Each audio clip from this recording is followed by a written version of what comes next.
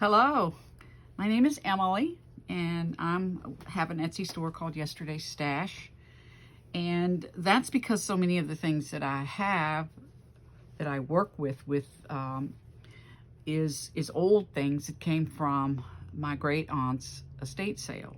Actually, my mother took it and for years worked on. It was supposed to be a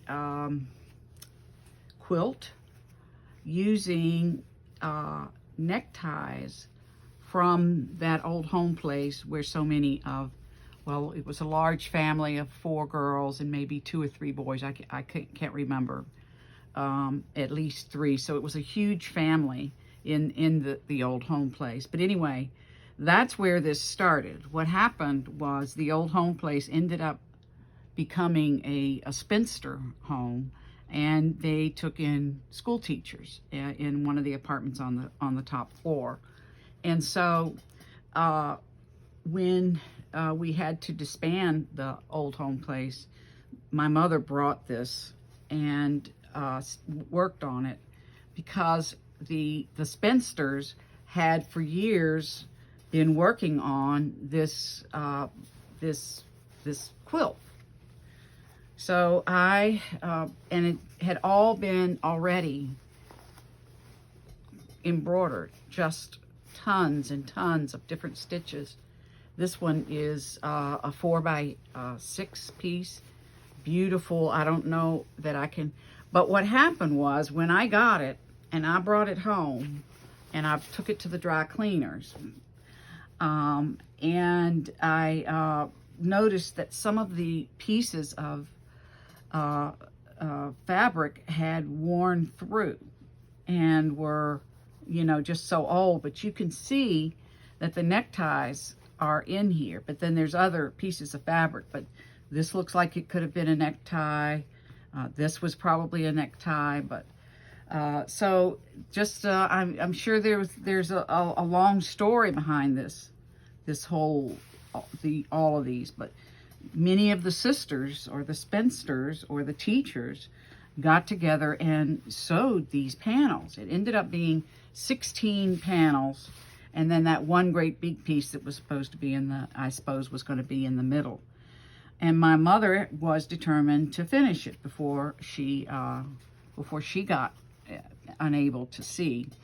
And so I took it. I could not, when I brought it back from the dry cleaners, it was there were pieces that were worn through to the point that I couldn't really make it into a quilt. And so it sat in my drawers for forever, trying to figure out what to do. And I have finally come up with the nerve to cut some of these up, but I have to go in and look around where the ruined parts are and I've cut out hearts out of them. So this is where I'm going with this story, is that it ended up being a real work of art, really, but just wasn't going to turn into, you can see here that this is where some of it, so like I'm gonna have to cut around that but that's an example. And all the sewing can be seen on the other side. The basting, big long basting stitches of how they put it together, but who knows, this thing could be 70 so years old. I think I figured it out. One of the spinsters was my grandmother, and she died when I was in the 2nd grade, so that was in 1956. So I'm sure that she probably had a hand in working with this. So what to do with these? And that's where I came up with starting to cut into them and cutting, making hearts out of them, because I just wasn't, and here's one that I have actually put a piece of slow stitch on, but this is just absolutely amazing to be able to take this. But you can tell that the fabric has gotten, and then this is some of the batting that they put on the back and so forth.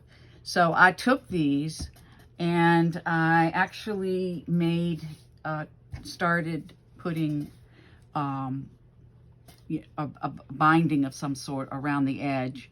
I used that, what we call one-sided, I guess you would, this is a ruffly thread lace.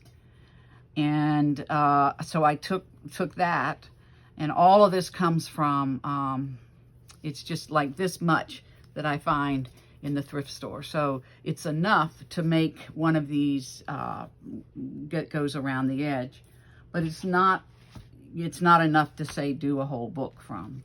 So I tried to figure out what kinds of stitches they were doing, and very few of the stitches in here that are in this book and a couple of other books that I looked at were the stitches that they used. Like this is the long and short stitch, and of course a zigzag stitch, a form of a couching stitch, not quite sure what kind of a stitch that is, but some of it was just really, really intricate, and you didn't want to leave it out or cut it out. And so I have tried my best to use this and not have it just be completely disintegrate and just be totally destroyed. So the panels can't be really used for a quilt, but they can be used for smaller things where I can cut around them.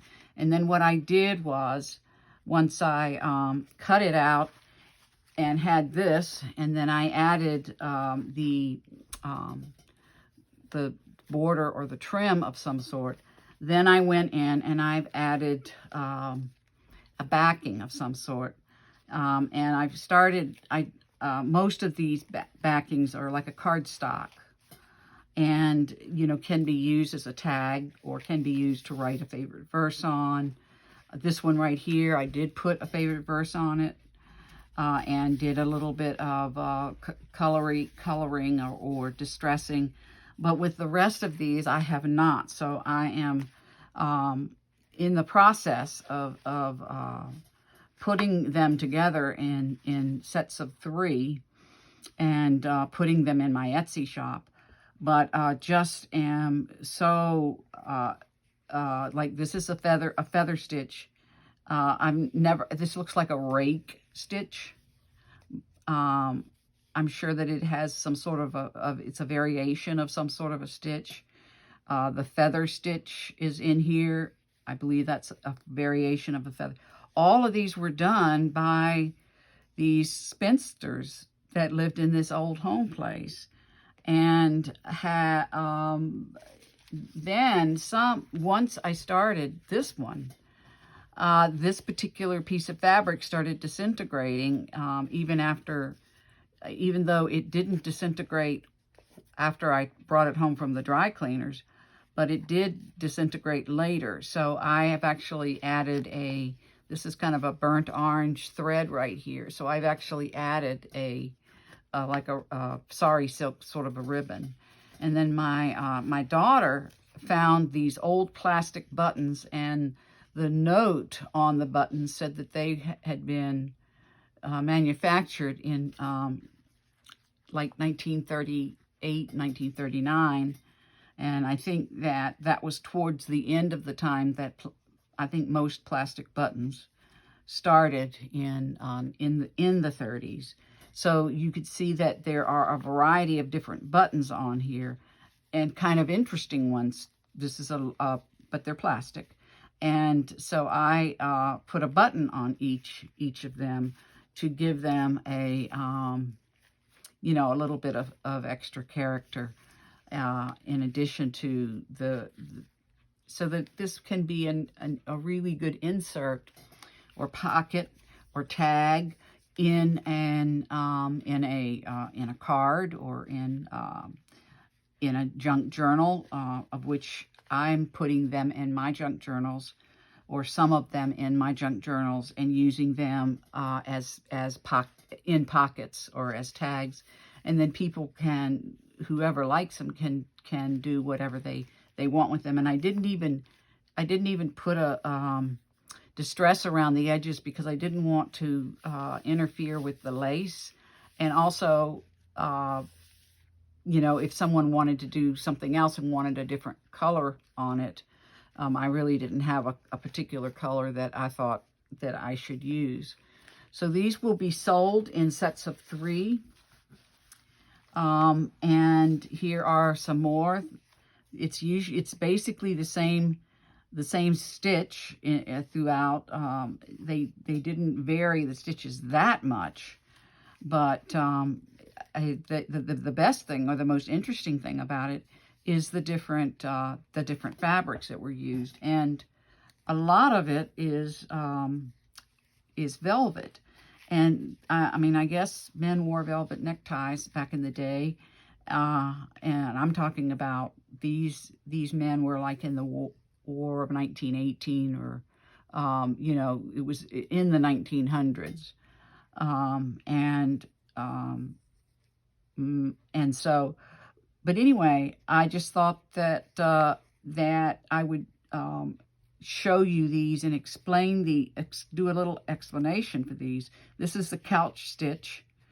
I recognize that, but I cannot find for the life. This looks like what you might call a TP stitch, like a tent, an Indian or a Native American, because it has the form or the shape, and a fan, a variation of a fan stitch. So again, I will be putting these in sets of 3, and they will include, you know, three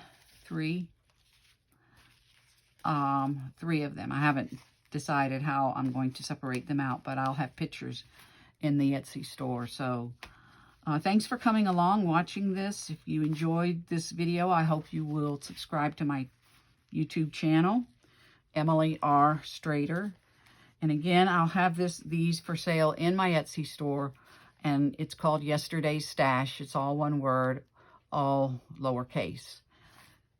So thanks again, and we'll talk again soon.